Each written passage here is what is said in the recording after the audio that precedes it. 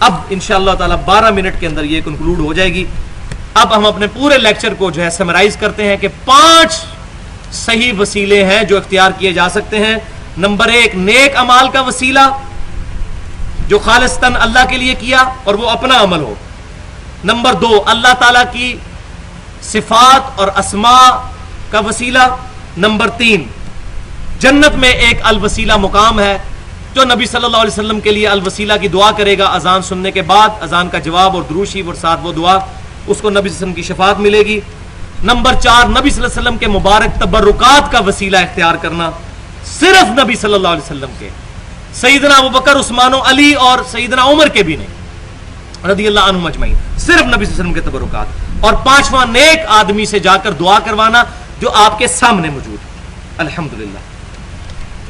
اب وفات کے بعد جو وسیلہ کسی کا پیش کیا جاتا ہے، جو ہمارے بریلوی اور دیوبندی بھائیوں کا مشترکہ عقیدہ ہے، اور دیوبند نے تو باقاعدہ المحند المفند میں لکھ دیا کہ کسی بھی بزرگ کے ہم وسیلے کے قائل ہیں، چاہے وہ زندہ ہو یا مر گیا ہو، کہ فلاں بزرگ کا وسیلہ تجھے.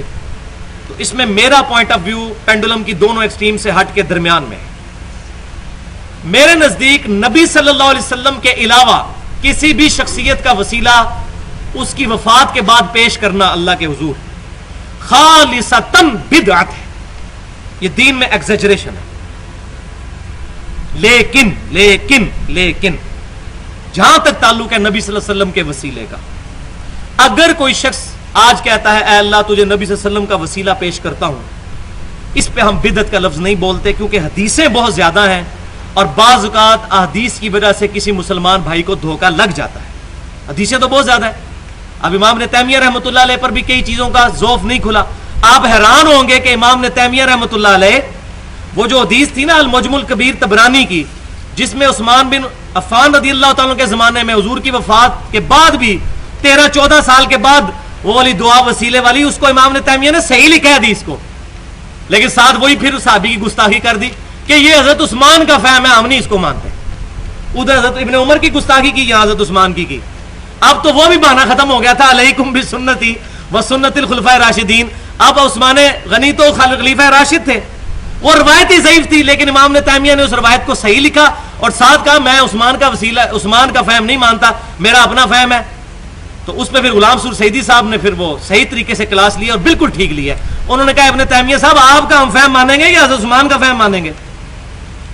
تو اب اس روایت کو ابن تیمیہ بھی صحیح مانتے تھے، لہٰذا اس زمانے میں اگر وہ آج بھی جس کو روایت کا پتہ نہیں ہے کہ وہ ضعیف ہے اور کو حضور کا وسیلہ پیش کر لے، ہم اس کو بدعت نہیں کہتے، زیادہ سے زیادہ یہی کہیں گے ثابت نہیں، بس بچنے میں عافیت. خود نہیں ہم کریں گے. کیوں؟ صحیح بخاری اور صحیح مسلم کی حدیث ہے، متفق علیہ حدیث ہے. سیدنا برا بن عازب رضی اللہ تعالیٰ عنہ کو حضور نے ایک دعا سکھائی کہ رات کو سونے سے پہلے وضو کرو اور بستر پہ جا کر یہ دعا کرو، بڑی فضیلت والی دعا. اس میں الفاظ تھے وَنَبِيِّكَ الَّذِي أَرْسَلْتَ، اور میں ایمان لاتا ہوں اس نبی پر جو تو نے اے اللہ ہماری طرف مبعوث کیا. تو آپ صلی اللہ علیہ وسلم نے یہ دعا تعلیم فرمائی. تو برا بن عازب کہتے ہیں میں نے جب یہ دعا پڑھی تو میں نے نبی کا کی بجائے لفظ استعمال کیا وَرَسُولِكَ الَّذِي أَرْسَلْتَ، بڑا پرفیکٹ بٹھایا، رسول اور وہاں بھی ارسلتا. تو نبی صلی اللہ علیہ وسلم نے فرمایا کہ میرے الفاظ کو چینج مت کرو، جو میں نے تعلیم فرمایا ہے وہی کہو. حالانکہ یہ سپرلیٹو ڈگری تھی رسول. حضور نے کہا نہیں نبی کا لفظ استعمال کرو، رسول کا نہیں، کیونکہ میں نے تعلیم فرمایا. تو حضور صلی اللہ علیہ وسلم کی تعلیم کو بدلنا نہیں چاہیے، یہ خطرے سے خالی نہیں ہے. اب آخر میں دعاؤں کی قبولیت کا وظیفہ جو حضور صلی اللہ علیہ وسلم نے بتایا ہے، ان تمام چیزوں کے علاوہ جو قبولیت کا ذریعہ، وہ جامعہ ترمذی میں انٹرنیشنل نمبرنگ کے مطابق کتاب الجمعہ چیپٹر میں 593 نمبر حدیث ہے. سیدنا ابن مسعود رضی اللہ تعالیٰ عنہ کہتے ہیں کہ نبی صلی اللہ علیہ وسلم تشریف فرما تھے، سیدنا ابوبکر تشریف فرما تھے، سیدنا عمر تشریف فرما تھے، اور میں نے اللہ کی حمد بیان کی، اس کے بعد نبی صلی اللہ علیہ وسلم پر درود شریف پڑھا. نبی صلی اللہ علیہ وسلم یہ سن رہے تھے، آپ نے فرمایا سل تعطا، مانگ تجھے دیا جائے گا، مانگ تجھے دیا جائے گا. یعنی اللہ کی حمد بیان کی جائے، اس کے بعد حضور صلی اللہ علیہ وسلم پر درود شریف اور پھر دعا مانگی جائے. اور صحیح بخاری اور مسلم میں موجود ہے، نبی صلی اللہ علیہ وسلم نے فرمایا کہ جب تشہد میں بیٹھو اللہ کی حمد بیان کرو، التحیات للہ والصلوات والطیبات، اس کے بعد مجھ پر درود شریف پڑھو اور اس کے بعد جو چاہے اپنے رب سے مانگو. وہ بھی اس کے ساتھ سپورٹیو ہے الحمدللہ. تو اللہ کی حمد بیان کرنی ہے، پھر درود شریف، پھر اللہ سے مانگیں گے تو حضور کی گارنٹی ہے سل تو عطا، مانگ تجھے دیا جائے گا۔ اور دوسری حدیث کتاب الصحف چیپٹر سن نسائی کا انٹرنیشنل نمبر کے مطابق 1292 نمبر حدیث، ماشاءاللہ نمبر بھی بڑا پیارا ہے، 12 بھی اور 92 بھی، 1292 نمبر حدیث۔ زید بن خارجہ رضی اللہ تعالی عنہ کہتے ہیں نبی صلی اللہ علیہ وسلم نے مجھے وصیت فرمائی کہ اے زید مجھ پر درود پڑھنے کو لازم کر لو اور اپنی دعاؤں میں یہ درود پڑھا کرو، اللہم صلی علی محمد وعلی آل محمد، اتنا درود شریف۔ یہ مختصر ترین صیغہ ہے جو ہمارے اہل تشیع بھائی بھی پڑھتے ہیں، صلوات بر محمد اللہم صلی علی محمد وعلی آل محمد۔ یہ درود ابراہیمی کا جو شروع والا پورشن ہے، اللہم صلی علی محمد وعلی آل محمد، یہ مختصر ترین درود شریف سنن نسائی میں ہے، فرمایا اس کو پڑھو۔ اور یہاں یہ بھی حدیث یاد رکھیں، صحیح بخاری اور مسلم کی متفق علیہ حدیث ہے، جب یہ آیت سورۃ الاحزاب کی آیت نمبر 56 نازل ہوئی، ان اللہ وملائکتہ یصلون علی النبی یا ایھا الذین آمنوا صلوا علیہ وسلموا تسلیما، تو نبی صلی اللہ علیہ وسلم نے درود ابراہیمی تعلیم فرمایا جو ہم نماز میں پڑھتے ہیں، یہی ہم نے جنازے میں پڑھنا ہوتا ہے، اور یہی افضل ترین درود شریف ہے، اللہم صلی علی محمد وعلی آل محمد کما صلیت علی ابراہیم وعلی آل ابراہیم انک حمید مجید، اللہم بارک علی محمد وعلی آل محمد کما بارکت علی ابراہیم وعلی آل ابراہیم انک حمید مجید۔ درود شریف کے فضائل پہ میرا پورا لیکچر 70 منٹ کا اہل سنت پاک.com پر فضائل درود و سلام کے نام سے پڑا ہوا ہے۔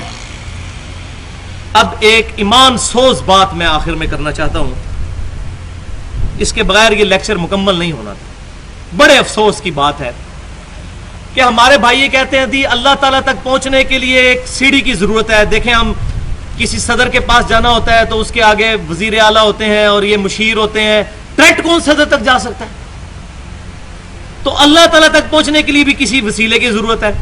ہاں جی ہم بھی مانتے ہیں، وہ وسیلہ آ کے جا چکا اپنی تعلیمات دے کر، صحیح بخاری میں موجود ہے، نبی صلی اللہ علیہ وسلم نے فرمایا اللہ تعالیٰ جس کے ساتھ بھلائی کا ارادہ فرماتا ہے اس کو دین کی فقہ عطا فرما دیتا ہے، اللہ تعالیٰ عطا فرماتا ہے دین، اسی کانٹیکسٹ میں بات ہو رہی۔ اور میں تقسیم کرتا ہوں، نبی صلی اللہ علیہ وسلم دین تقسیم کر کے ہمیں جا چکے دنیا سے، اللہ کی جنتوں میں زندہ ہیں، ہم نے اب اس دین کو فالو کر رہے ہیں، تو وسیلہ ہے۔ لیکن یہ نہیں ہے کہ آج بیٹھ کے ہم بزرگوں کے وسیلے پیش کر رہے ہوں، آج آپ صلی اللہ علیہ وسلم موجود ہوں یا کوئی بھی نیک آدمی موجود ہو اس کے پاس جائیں دعا کروائیں۔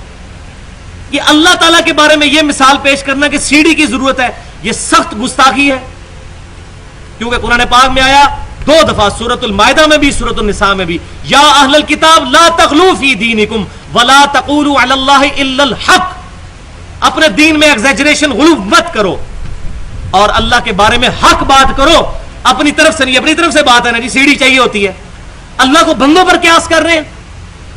اب میں پھکی دینے لگا ہوں علم الکلام سے، اب جواب دیں اس کا، اگر کسی کو بات ہضم نہ ہو مجھے یہ بتائیے، پوری پاکستانی قوم کسی شخص کے خلاف جھوٹی گواہی دے دے عدالت میں جا کر، کیا چیف جسٹس آف پاکستان اس شخص کے خلاف فیصلہ نہیں کر دے گا؟ کر دے گا۔ اس بیچارے کو کیا پتا کہ جھوٹی گواہی ہے؟ کر دے گا نا۔ اور زمین و آسمان کی مخلوقات مل کر کسی شخص کے خلاف جھوٹی گواہی اللہ کے پاس پیش کر دیں، کیا اللہ بھی فیصلہ کر دے گا؟ کرنا چاہیے نا جی، اللہ کو بھی جج پہ قیاس کریں نا۔ اب یہ وہ علمی جواب ہے، علم الکلام، منطق سے، لاجک سے، فلسفی سے۔ اب بھی کہنا جی سیڑھی چاہیے ہوتی ہے تو دیکھیں جی وہ جج بھی فیصلہ کر دے گا تو اللہ بھی کر دے گا، اس کا مطلب ہے اللہ کو بندوں پر قیاس نہیں کرنا۔ وَلَا تَقُولُوا عَلَى اللَّهِ إِلَّا الْحَقَّ۔ اب میگنا کارٹا آخر میں یہ آیت ہے، آیت نمبر 14، میگنا کارٹا انسانیت کا، جو 17ویں صدی عیسوی کے اندر انگلینڈ میں یہ رول بنا تھا کہ ہر شخص حاکم وقت سے جا کر مسئلہ اپنا ڈسکس کر سکتا ہے، اس کو میگنا کارٹا کا نام دیا تھا۔ میں نے اس سے یہ لفظ لیا ہے کہ انسانیت کا میگنا کارٹا سورۃ البقرہ کی آیت نمبر 186 ہے، وَإِذَا سَأَلَكَ عِبَادِي عَنِّي فَإِنِّي قَرِيبٌ۔ اے محبوب صلی اللہ علیہ وسلم جب میرے بندے آپ سے پوچھتے ہیں میرے بارے میں تو فرمائیے میں بالکل تمہارے قریب۔ اللہ اکبر، نحن اقرب الیہ من حبل الورید، ہم تو رگے جان سے بھی زیادہ تمہارے قریب ہیں، اپنی شان کے لائق، عرش پر مستوی ہوتے ہوئے بھی ہماری رگے جان سے قریب ہے ہمارا رب۔ اجیب الدعوۃ الداعی اذا دعان، قبول کرتا ہوں پکارنے والے کی دعا کو جب وہ مجھ سے دعا کرتا ہے۔ لیکن شرط کیا ہے؟ فَلْيَسْتَجِيبُوا لِي، لیکن ون وے ٹریفک نہیں چلنی چاہیے، ان کو بھی چاہیے میرا حکم مانے، وَلْيُؤْمِنُوا بِي، اور مجھ پر ایمان لائیں جیسا کہ ایمان لانے کا حق ہے، لَعَلَّهُمْ يَرْشُدُونَ، تاکہ یہ لوگ کامیاب ہو جائیں۔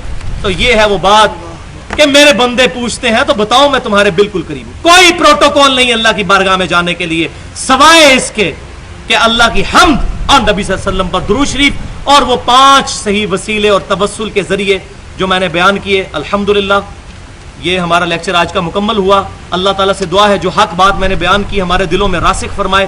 اگر جس بات میں میرے